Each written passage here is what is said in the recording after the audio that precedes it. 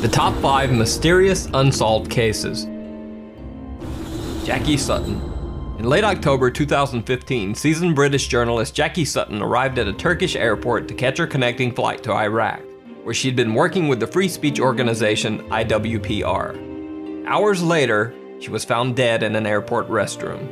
Reportedly, Jackie Sutton had committed suicide, hanging herself using one of her own shoelaces. Now here's where things get even stranger. Earlier reports by the Turkish media stated that Jackie Sutton had become very upset after missing her flight to Iraq because she couldn't afford to purchase a new ticket. However, later reports revealed that Sutton could have easily paid for a new ticket.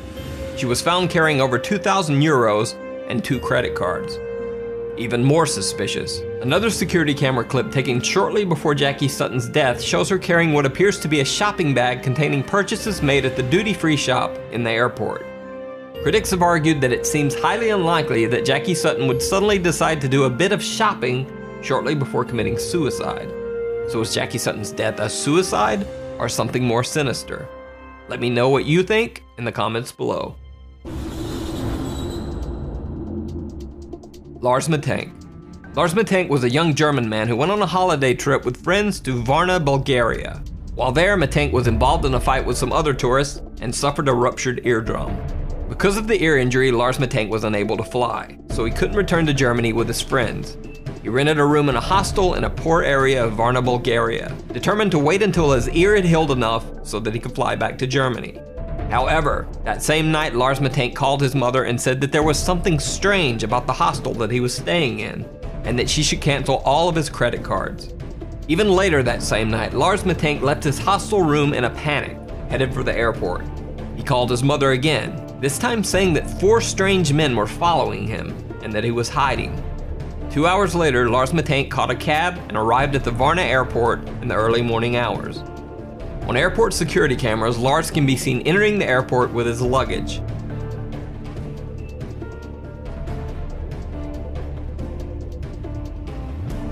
But minutes later, he is seen running from the airport in a panic, leaving his luggage behind. Eyewitnesses say that Lars Mattank ran to a barbed wire fence that surrounds the airport, climbed over the fence, and then disappeared into some nearby woods. To this day, Lars Mattank has never been found. His family asked that anyone with any info as to his current location contact them via their website or Facebook page. Brian Schaefer. One of the strangest disappearances on record is that of Brian Schaefer, an Ohio State medical student.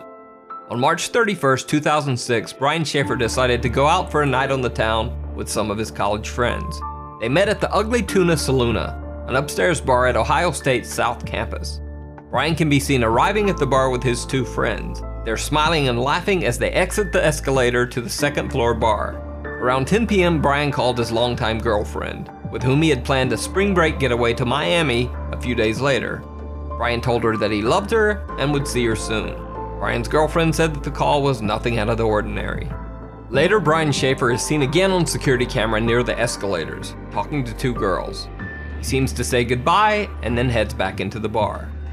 Brian Schaefer was never seen again. Security cameras covering the only exits of the Ugly Tuna Saloona bar do not show Brian Schaefer ever leaving.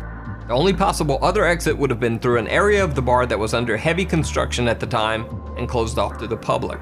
However, even if Schaefer had left through the construction area, there are multiple other security cameras in the bar's vicinity.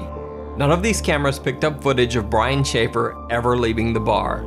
It's almost as if Brian Schaefer disappeared into thin air in the middle of a crowded bar.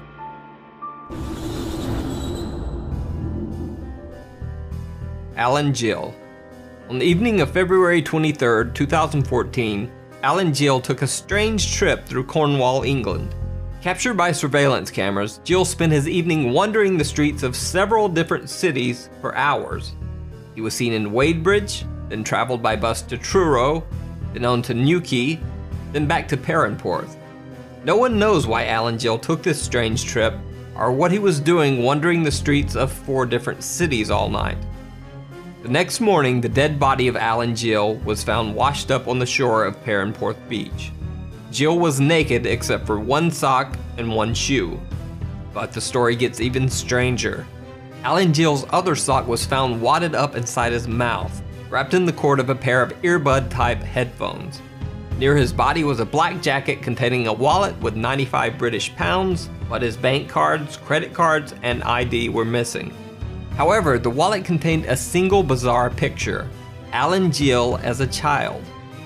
Even stranger, the jacket the wallet was found in was not the one that Alan Gill had been wearing on the night of his death. Initially, Alan Gill's death was thought to just be a very strange suicide. However, an autopsy revealed multiple unexplained injuries to Alan Gill's right hand, chest, and head. Police ruled the death as suspicious.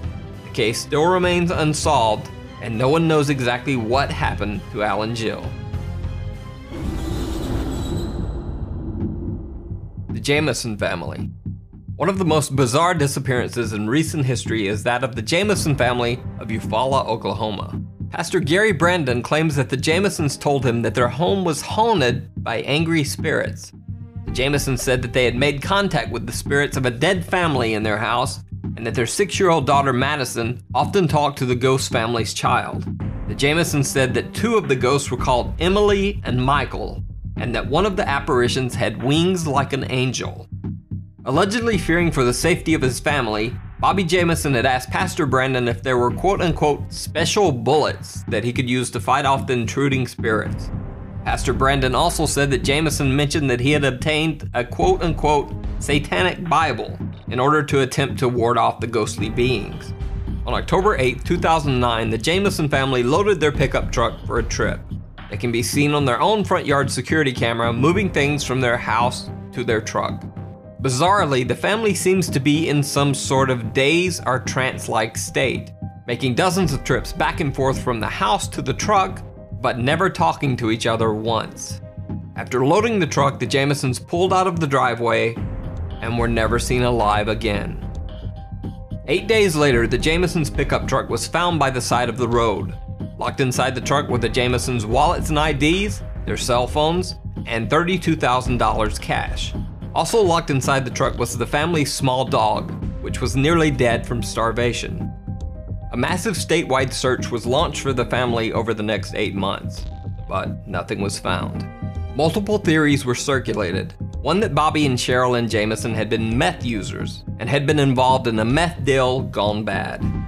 This theory would also explain their trance-like state in the final video of the family. However, absolutely no evidence of drug use was found when police searched the Jamison family home. 4 years after the Jamison family's disappearance, deer hunters stumbled across some skeletal remains in a remote area of the Eufaula Mountains, less than 3 miles from where the Jamisons' truck had been found. The bodies were forensically identified as the remains of the Jamison family. However, the bodies were so badly decomposed that no cause of death could be determined.